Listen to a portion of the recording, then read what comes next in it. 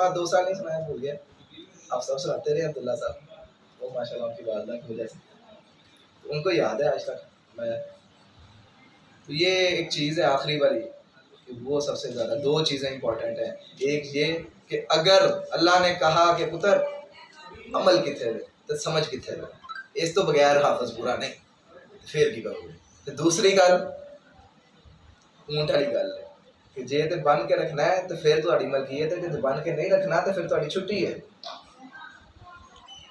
اور اگر آپ حفظ صحیح بات ہے یاد رکھتے ہیں نا، اس کے بڑے بڑے فائدے ہوتے ہیں. میں اپنے آپ کو خود جب یاد کر لیتا ہوں تو بڑا ایک فائدہ اپنے آپ میں بندہ ایک اور لیول پہ محسوس کرتا ہے.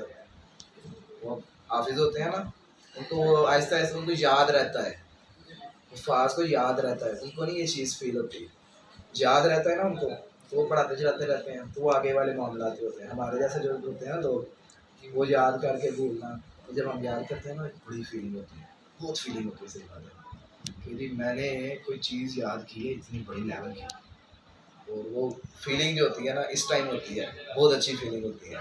لیکن جب ہم چھوڑتے ہیں نا استغفر اللہ ہو جاتی ہے. چھوڑنے والا کام نہیں کرنا. اور ویسے تو آپ لوگ ہیں بھی بڑے مطلب دینی لوگ ہو، تو سمجھنے کی کوشش کرنی ہے، چھوڑنا نہیں. اللہ تعالیٰ مجھے اور سب سے پہلے مجھے، کیونکہ میں تھوڑا سا کاہل ہوں اس معاملے میں، اللہ تعالیٰ مجھے اور تمام حفاظ کرام کو قرآن مجید کو یاد رکھنے کی، خوش الحال الفاظ میں پڑھنے کی، آواز میں پڑھنے کی، سمجھنے کی اور عمل کرنے کی توفیق.